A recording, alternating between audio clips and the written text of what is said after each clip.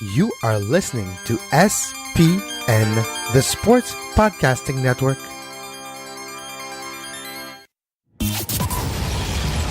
Welcome to Scuderia F1, the podcast that's always up to speed with the latest Formula One news. Follow us on Twitter at Scuderia F1 Pod and subscribe to the show on iTunes and Stitcher. Now, here are your hosts, Mark Dailey and Kevin Laramée. Hey everybody, what is up? Welcome to the podcast that is always up to speed with Formula One. Mark Dailey here, welcoming you on board for this week's show, and plenty of newsworthy items going around. And we'll start right off where we were, well, not quite where we left off last week, but close enough. And that, of course, is the confirmation that Mick Schumacher, son of seven-time world champion Michael, has been indeed confirmed as signing a contract with the Ferrari Driver Academy. So he, of course, won the Formula 3 championship last year, and he's been linked to a move with an official role with the Ferrari driver program for some time now, and these rumors heated up about a week ago with a lot of unconfirmed reports floating around, and it was confirmed end of last week, or I think it was on Saturday morning, that he is indeed going to be a part of the academy, and he will be stepping up to Formula 2 for next year, and he'll do so with the financial power and everything that comes with that link that you have with Ferrari. And it's really quite interesting because he's joining a bunch of other drivers in the program, including Giuliano Alesi, who is the son of former Ferrari and other teams, of course, and that's Jean, Callum Ilott, Marcus Armstrong, Robert Schwartzman, Enzo Fittipaldi, which is another famous name in Formula One because his granddad, Emerson, was a three-time world champion, and Gianluca Petikoff. So Mick is likely going to get his first mileage in a Formula One car at one of these or one of the in-season tests this year, and the teams are required to run young drivers at 2 of the 4 days across the entire year. So in previous years, Ferrari has given that job to Antonio Giovinazzi, but he's of course going to be driving for Sauber this year alongside Kimi Räikkönen. So a big move for young Schumacher. And he himself had the following to say, and I quote, "It is more than obvious that Ferrari has a big place in my heart since I was born, and also in the hearts of our family. So I'm delighted on a personal level, but about this opportunity." So, big news, absolutely. And the Ferrari team boss, Mattia Binotto, who was an engineer during Ferrari's dominance in the early 2000s, in which Mick's dad, Michael, won 5 world championships and a whole bunch of constructors for the famed Italian marque. And Binotto said, "For someone like me who's known him from birth, there's no doubt welcoming Mick into Ferrari has a special emotional meaning. But we have chosen him for his talent and the human and professional qualities that have already distinguished him despite his young age." Now, Schumacher is going to be working with another famous name that is linked with Ferrari, and that's Todt.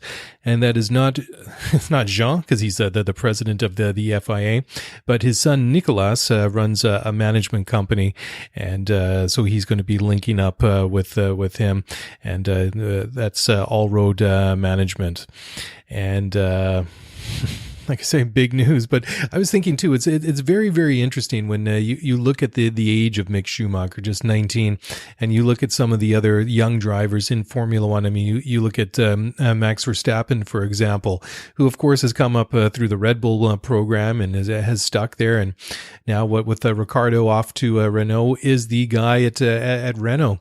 And I think that was a very well played move on Max's and his dad Jos's part. I think to stay patient and stay with Red Bull, because there was some talk when he was at Toro Rosso that maybe I think he was linked with a reserve driver role at Mercedes, but he definitely played his cards right. But I think it's interesting when you see a guy like Mick Schumacher, who's obviously a very talented driver, not getting that opportunity in Formula One that some of these other youngsters have.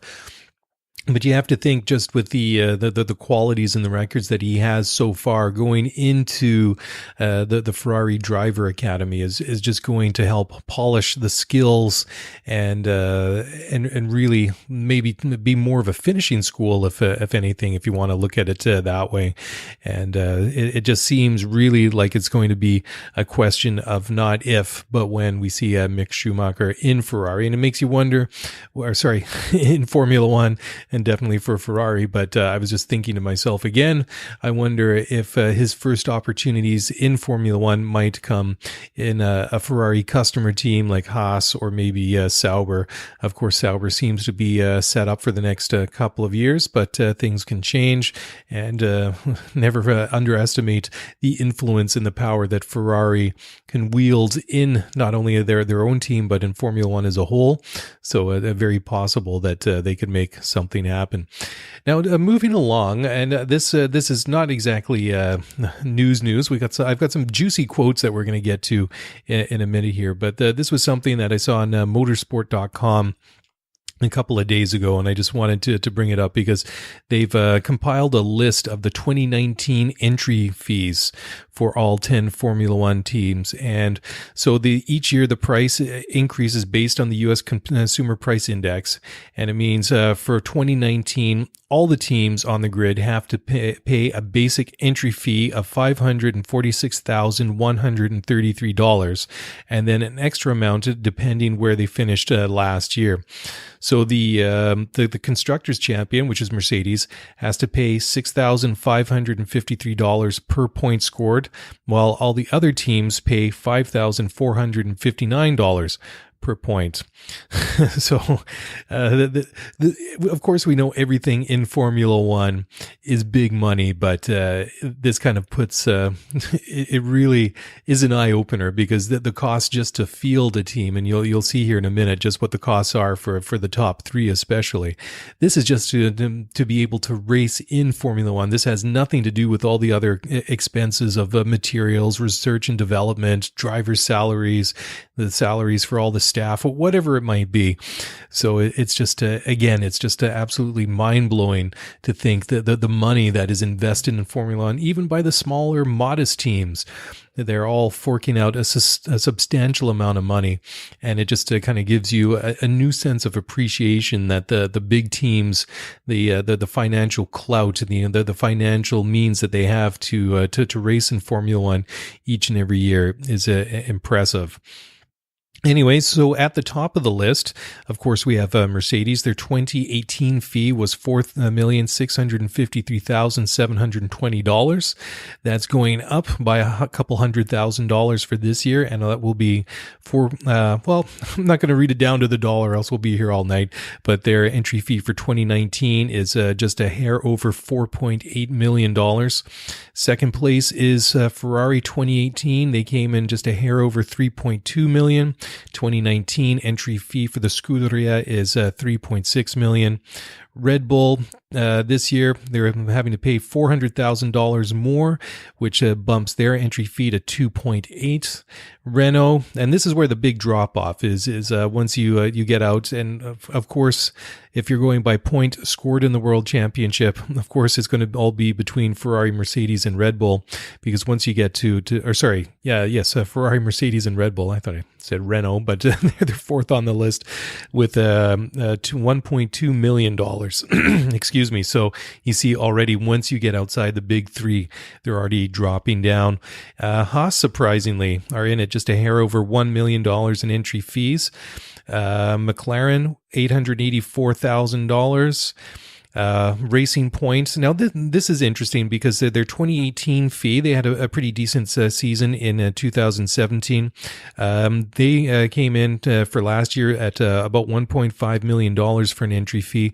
But this year, their 2019 fee is only $830,000. And of course, there is an asterisk beside that one, because Racing Point didn't exist until the second half of the Formula One season last year. And of course, that all had had to do with the team going into receivership after Sergio Perez basically forced them that way because of non-payment of driver or of his salaries and everything else, which really set the team up.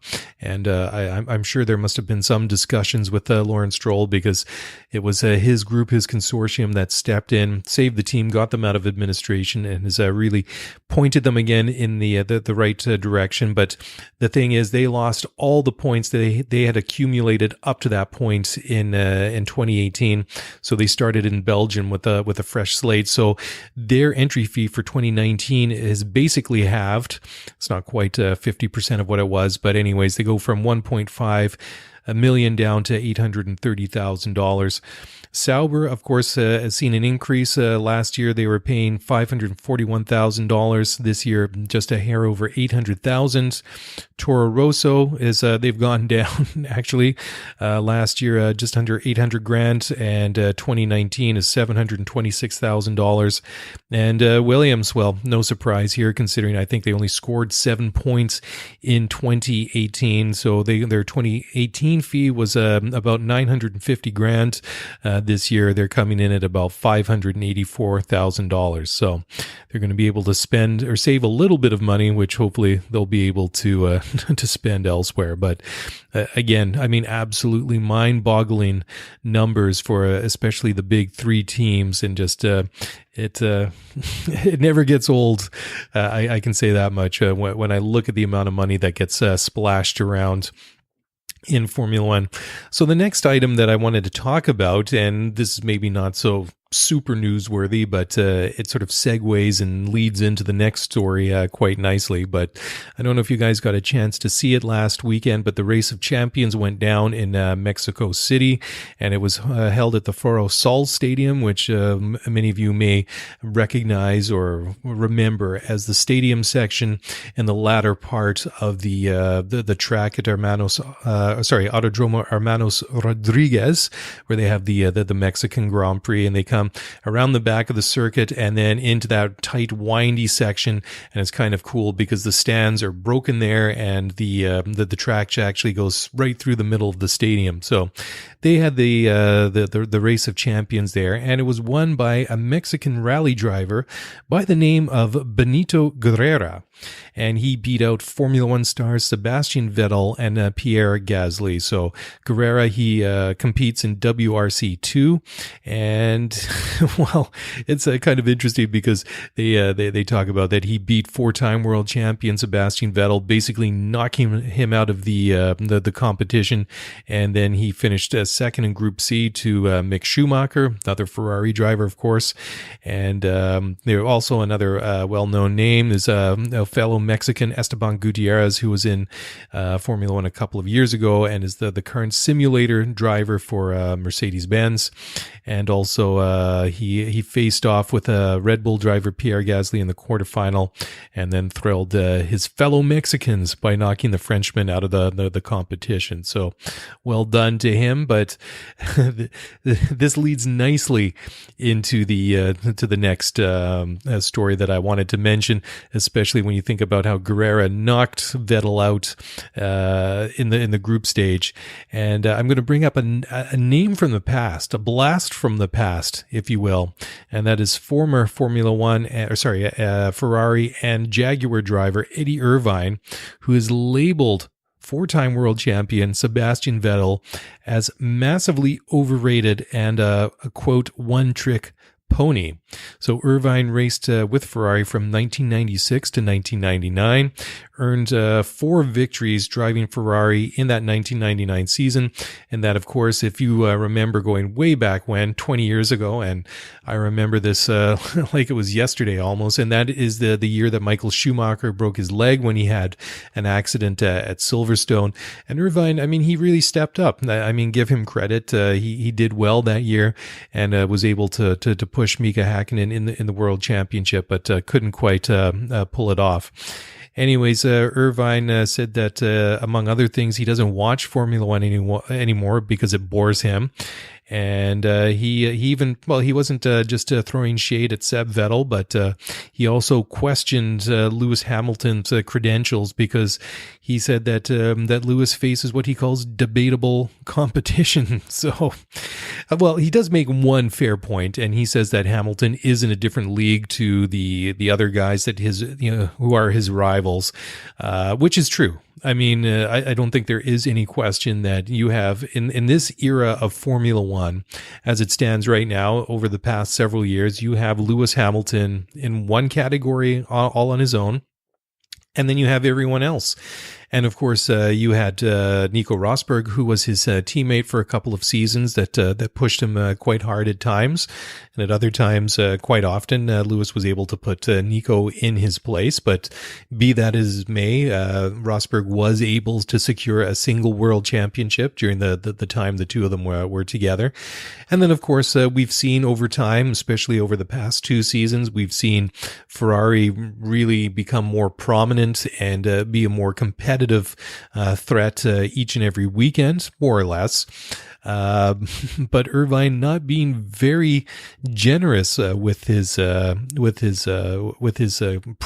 Well, he's not really putting out any praise at all, but he did say that he does believe that Lewis Hamilton is not even close to Michael's league, and of course he's referring to 7-time world champion Michael Schumacher, who was his teammate at Ferrari for quite a number of years. And he went on just to explain a little bit more why he thinks that Vettel's overrated. And he said that he thinks that Seb is good if he's at the front and he doesn't have anyone to race. But he said if you watch Lewis race, he's focused on racing and getting ahead. And he said, if you're watching Vettel, and when Vettel is racing someone, he is so much focused on the other guy as he is where he's going, and he inevitably crashes into the other guy. And, well, how many times did we see that evidenced this past season? I think of several examples right off the top of my head, which, we don't really need to dig it up all over again, but it seemed that every time he was racing wheel to wheel with somebody, it really seemed like it was going to end in tears. Well, especially if you're Sebastian Vettel. So that probably is a pretty accurate comment by Eddie Irvine.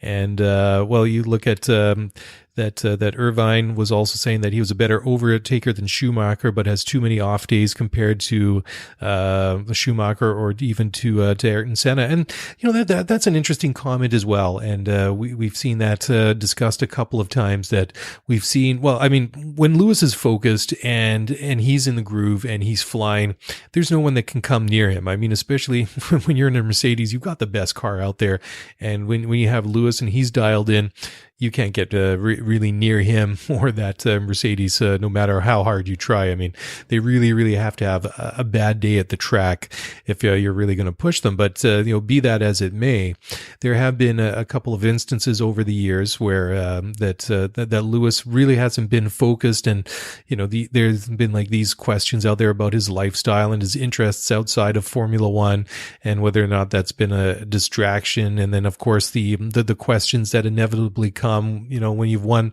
multiple world championships like that Lewis Hamilton has, and of course he's got 5 now, just whether or not the desire is still there. And it's kind of interesting because when you see Lewis, when he's winning, he seems very happy, but when he's not winning and things don't go as well or go his way on the track, he seems very, very upset. And sometimes it just seems to me that he either seems he's having a lot of fun out there, he really enjoys it, but if it's not a win, then he just seems really beat up about it and really unhappy, and just doesn't look like he wants to be there. But interesting comments from Eddie Irvine.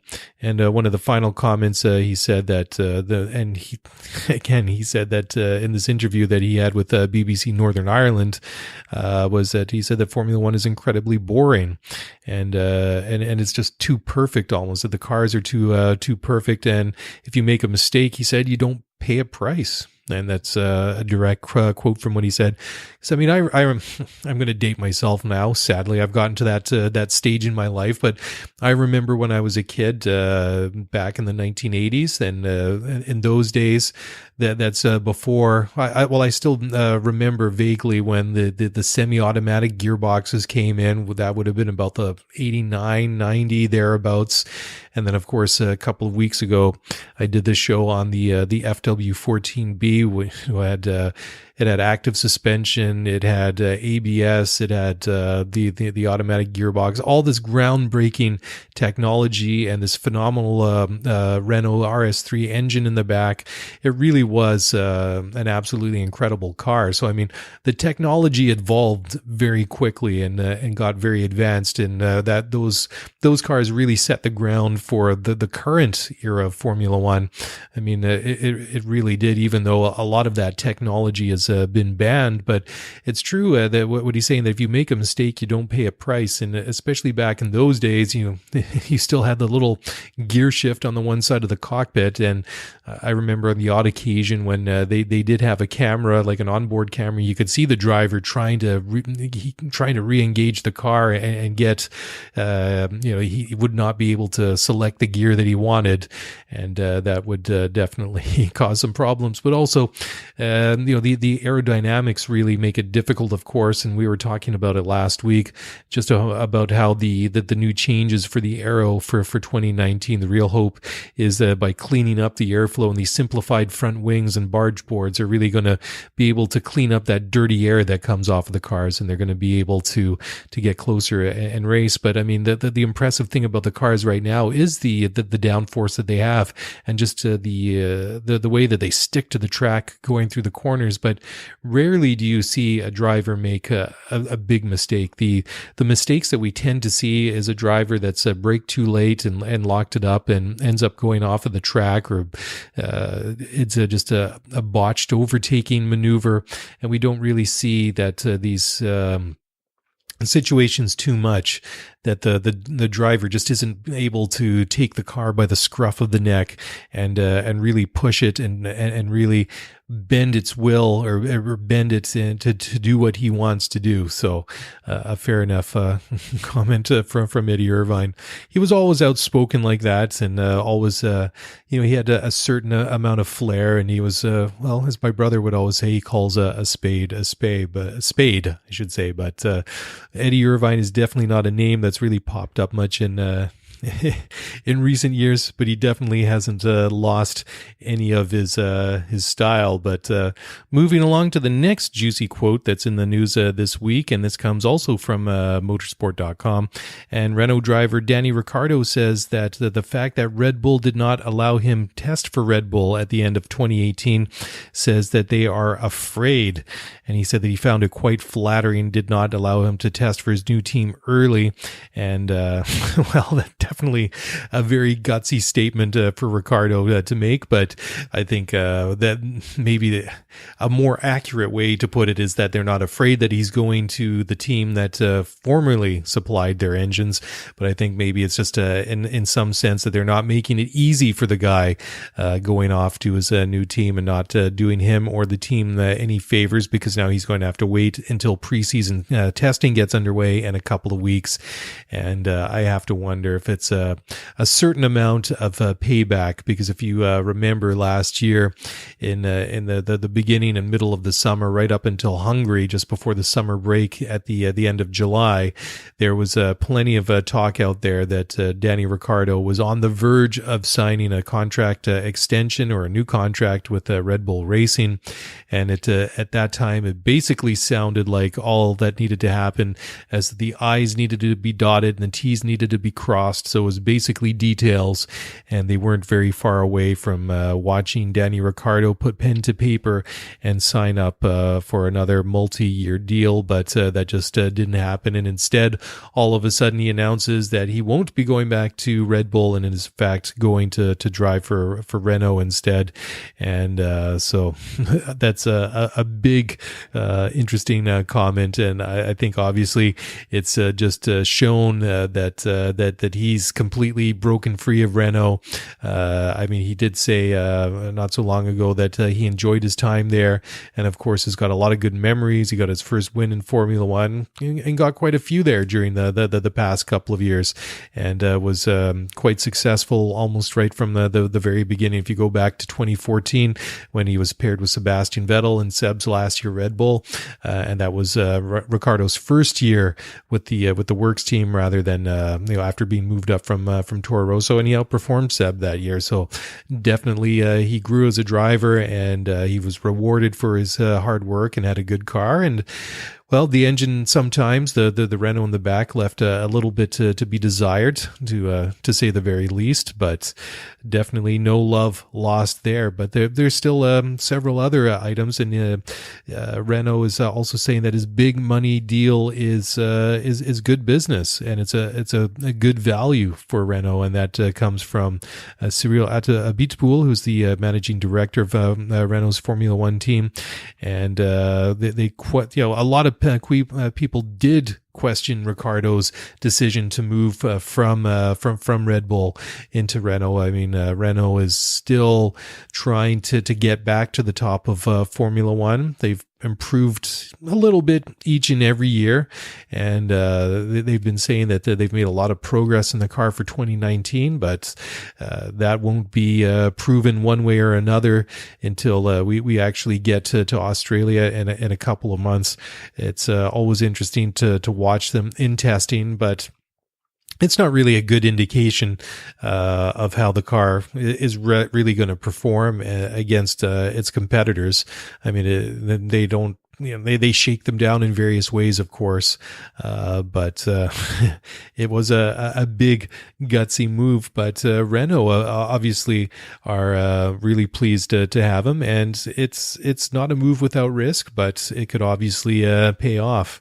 And Ricciardo said that he's not fooled by his new teammates Nico Hülkenberg's record, because he believes that even though that Nico Hülkenberg has never recorded a podium in Formula One, and I mean Hülkenberg does have a fairly decent resume. I mean, he won Le Mans in 2015, obviously a massive achievement, and but in 156 Grand Prix starts, which is quite a substantial resume in Formula One, he still doesn't have a single podium. And Ricciardo, on the other hand, had 7 wins and 29 podiums in 5 years at Red Bull, is going to partner Hülkenberg this year, of course, at Renault for the very first time. So that is true. I mean, I think that Hülkenberg is a good driver, but he doesn't necessarily ever had a car that could put him on the podium, although I believe when he still partnered with Sergio Perez the other year when Perez finished, what was it, 3rd at the Azerbaijan Grand Prix in Baku, whatever it was. Maybe it was 2nd, I can't remember. I think that was the year that Stroll finished 3rd in that kind of really exciting finish. Anyways, there have been opportunities for them, but Ricciardo goes on to say that everybody in Formula One knows of the caliber of Nico Hülkenberg, and that he goes on to say from the outside that you can think he's done 200 races or whatever, never had a podium, but we all know that he isn't that level of driver. So I know I'll need to bring all of this not only to beat him, but also to help fast-track the team to progress. So there you go. Interesting comment.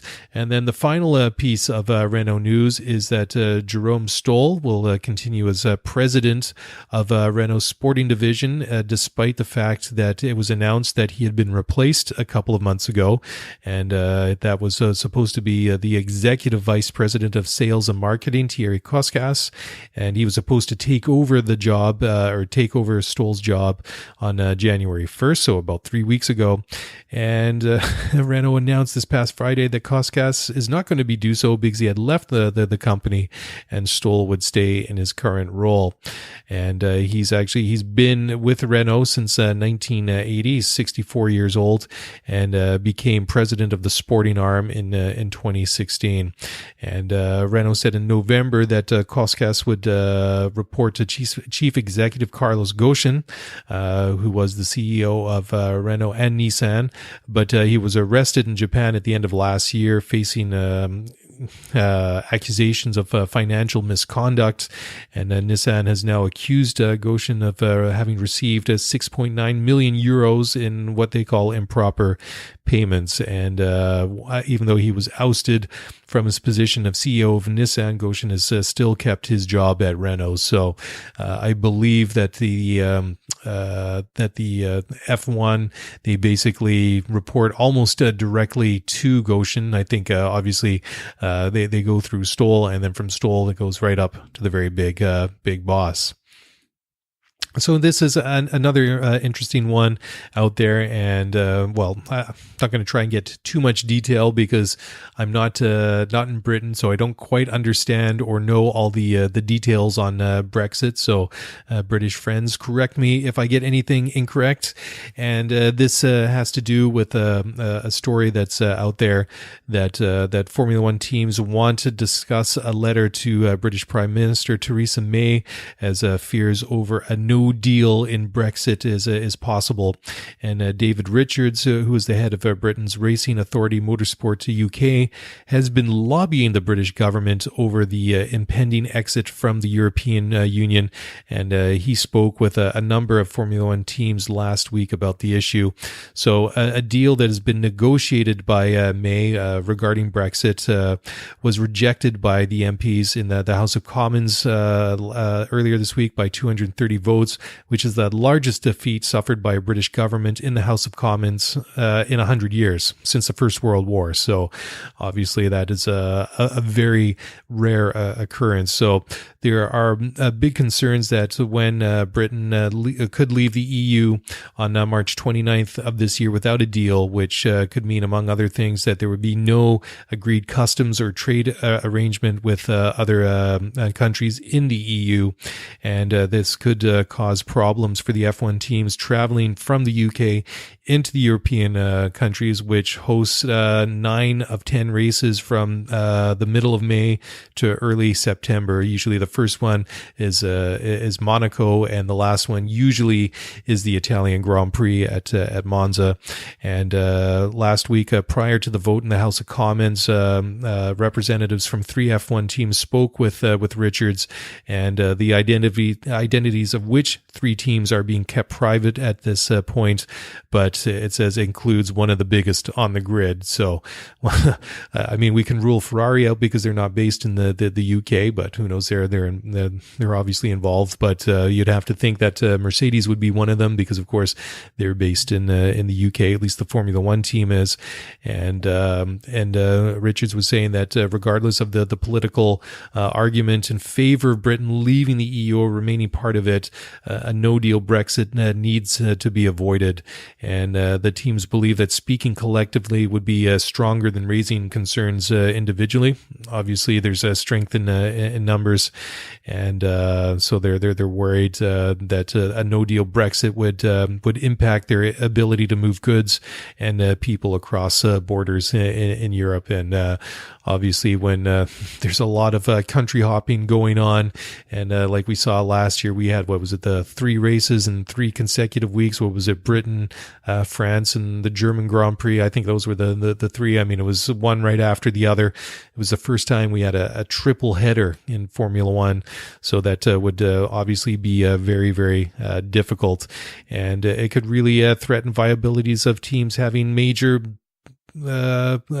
operations in the UK. Silverstone is basically the Silicon Valley. Of course, Silicon Valley is the home of all these tech giants in California, and Silverstone in England.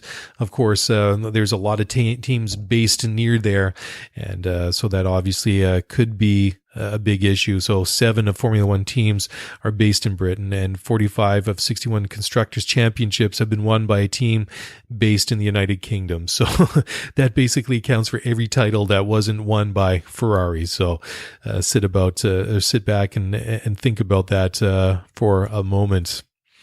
All right, so we talked about it a little bit earlier, or at least alluded and mentioned them.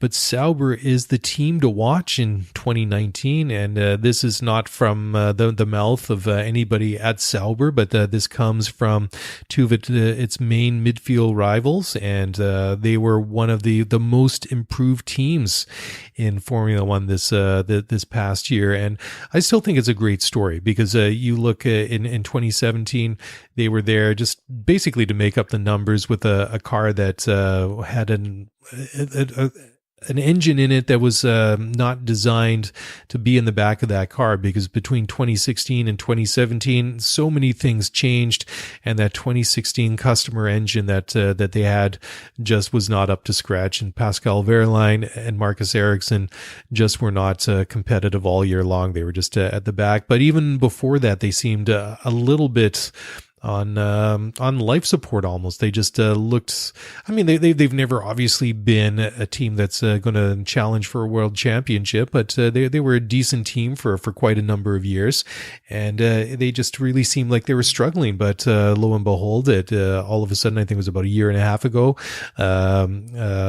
the team principal, Manisha Kaltenborn, she's out, and then there's new lifeblood into the team, and they're just doing things right, and obviously they're doing things good enough that it convinced Kimi Räikkönen to go and sign there for a couple more years. I mean, Kimi's a world champion. He's raced for McLaren. He's raced for Ferrari, Lotus. I mean, he's been around. I mean, he's had a pretty good career in Formula One, despite a sabbatical in the middle there. But he doesn't need the money. I mean, he's still racing because he enjoys it, obviously, and they're doing something there if they can convince Kimi to go there. So it's really going to be, I think, fun to watch and see how they can build on the year that they last year. Because I mean, Charles Leclerc, I mean, he did a phenomenal job, and he really did outperform his former teammate Marcus Ericsson. Now off to IndyCar for 2019, but it really is a team that seems like they're moving forward. And of course, I think they're really benefiting from that Alfa Romeo title sponsorship that they have and the money that comes with it, and it's a strength and technical departments and the links that they have with Ferrari. And Sergio Perez says that they're a great team, and they went through a difficult period for a couple of years, and but with the Ferrari relationship, they're coming back. And he goes on to say, you see Fred Vasseur, who's the team principal, is a great team leader, and they're making that great progress, and they're definitely a team to watch. And Perez believes that next year they're going to be quite high up in the grid, and he says he's looking forward to that. So, also another driver that had things to say about, or good things to say about that, is McLaren driver Carlos Sainz, who says that we should, quote, all fear them.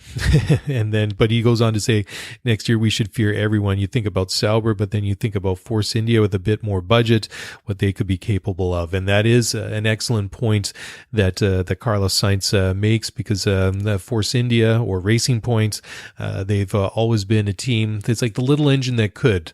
If you remember that Child's Tale from way back when, they might not have always had all the money and the backing and the means at their disposal, but they have punched above their weight for years, and have developed and built cars that were a lot more competitive than other teams that had more resources than they did. So I think that's a very astute comment that Carlos Sainz has made. And sticking with Sauber, they have officially announced that their team will reveal.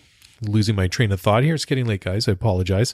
But they're going to unveil the car on the first day of preseason testing, and that will be at Barcelona in the pit lane there on February 18th. So less than a month away, and there's always about that time, that week just before the preseason testing starts, that there's a whole wave of unveilings and the official launches of all the cars. So that really is the kickoff to the season.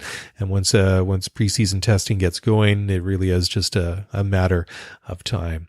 Anyways, just a couple more items to go over just before we wrap it up. And I don't know if you guys saw this, but there was this concept car that was released earlier this week by McLaren that presents what they call the Extreme 2050 Grand Prix concept car. So this was done by McLaren Applied Technologies, which is the Formula One team's sister company, and it's just their idea of what Grand Prix racing could look like in 2050. So 30 years from now. So part of their idea or their vision is a car concept dubbed the MCL Extreme, a 500 kilometer per hour rear wheel drive electric car powered by a foldable battery molded into the aerodynamic package. The aero would be shape-shifting, while the car technology would include an onboard AI co-pilot and self-healing tires. I think anybody that's ever had a flat tire on the road driving around would like the idea of a self-healing tire, but that's kind of cool. And it's not really the first time that they've done this. They shared their what they call the MP4X, and that was back in December of 2015. But their vision that they've just released in this extreme concept is it goes a lot further, assessing what the car, driver, tracks, fan experience could evolve into over the next 2 or 3 decades. And they say that they did extensive research that included speaking to fans, assessing international policies on vehicle electrification and emissions targets, and evaluating how human and car technology is likely to change over the next 20 years.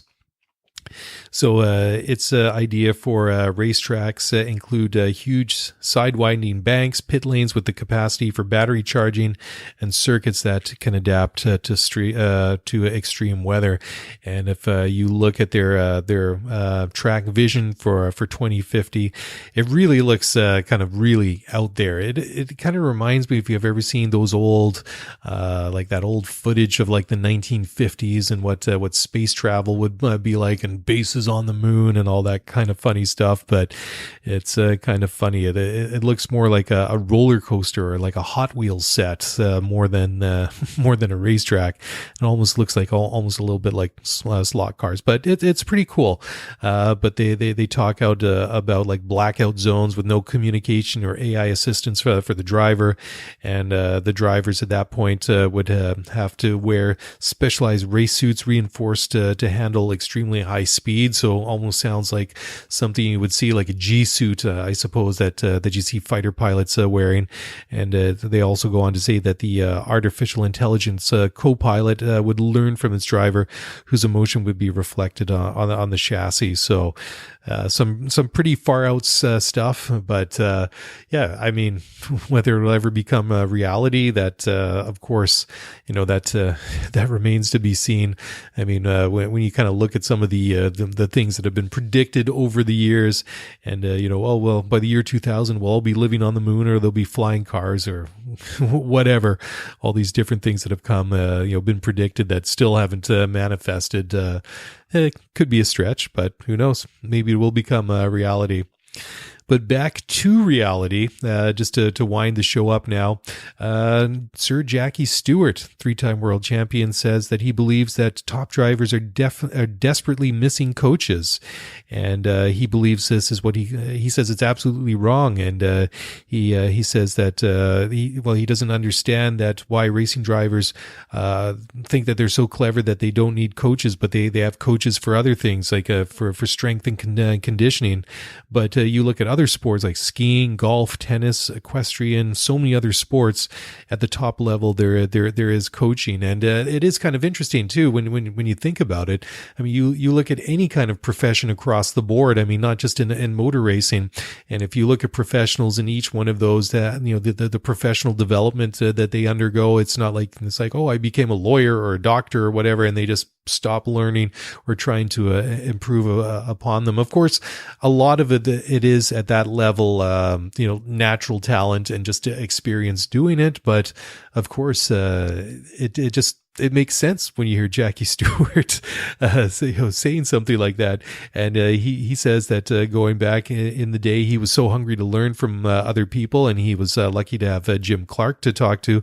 And he said he was the best racing driver that he ever raced with. And Stewart spent his first 2 seasons alongside Graham Hill, but was mentored by rivals and of course by the aforementioned Jim Clark. So it is an interesting concept. And when you hear somebody like Jackie Stewart mentioning that, it really makes you stop and think. So I wonder if that could take or plant some seeds with any Formula One drivers. But if you're a guy that's won multiple world championships, say like Lewis Hamilton or Sebastian Vettel, you're going to have somebody that's got some pretty good credentials, or somebody that commands a lot of respect, because how are you going to sell that? It's like, Sebastian or Lewis, you need driving lessons. I can help you improve as a racing driver, but yet they're the ones that are a multiple Formula One world champion.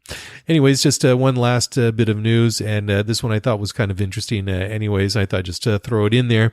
And Kevin Magnussen believes that what he calls the lack of blame culture at Haas is a real strength of the team, and he says that he believes that blame culture in other places has held back other teams that he's worked for and raced for in the past. And Haas, they were one of the surprises of 2018, battling for Renault for 4th place in the Constructors' Championship, which was their best result in Formula One so far. I mean, they've only been in. They only joined the sport a couple of years ago, and I still think there's a lot of room for growth. There's still a lot of potential, and I think they obviously left a lot of points out there on the track last year. The Romain Grosjean really struggled for a large portion of the season, and either crashed out or wasn't able to finish races for one reason or another. So definitely they may have been able to strengthen that position on the track and in the Constructors' World Championship if things had gone a little bit different. So, but definitely, I think that really does come to play in it. Just the corporate culture that they have in the team, in the factory, in the office, in the pits, anywhere where the car is. And I think that just goes for anywhere, really. I mean, we've all had our fair share of jobs, obviously not in Formula One for most of us listening to this podcast, but I can just speak from personal experience that I've worked for companies on both sides of that spectrum. I've worked for companies that on paper were great employers and great companies that did impressive things, but you get there and they were just certain branches of that company or certain areas where the environment was just toxic and people were miserable and things just did not go well. And I've gone and I've worked for other companies, including the one where I work now, where the atmosphere is great and it really makes a big impact on day-to-day activities, just going about doing your job. And it definitely does make a big difference if there isn't. And I know what this blame culture is like, and I've seen it and experienced myself. And if people feel like if they're going to screw up and the whole world is going to come crashing down on their shoulders, then that's going to affect how they're going to do their jobs. And so it just I think it is still a team to watch, and it definitely makes me wonder whether or not they're going to be able to improve against that this year. And atmosphere is one thing, but designing and getting a car getting the car right for 2019 is another thing. So I've heard these sort of comments come out from people in Haas before over the past couple of years. So hopefully they're able to take this real positive atmosphere that everybody seems to love and be able to improve upon what they've done in Formula One. Of course, they've got ties to Ferrari as well, and not just for the engine, but also in the technical side. So there are possibilities there. Anyways, I think that's about it for this week. I'm going to wrap it up there.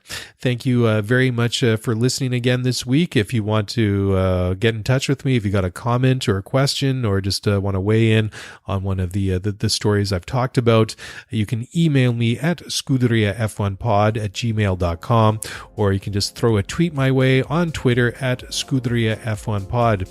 Anyways, that's a wrap. Thank you very much for downloading and listening to this show. Take it easy. We'll talk to you again this time next week, which means we are 1 week closer to the start of the 2019 Formula One season. And, well, I know it's a long way away, but each week closer to the start of the lights turning green in Australia in March is a good thing. Anyways, guys, that's a wrap. I'm out of here. Talk to you again soon. Bye-bye.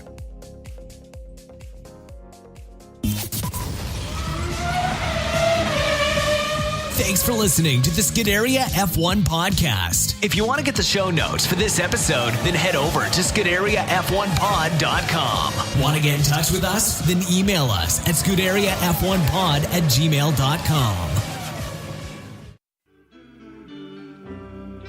You were listening to SPN, the Sports Podcasting Network. Visit us, sportspodcastingnetwork.com.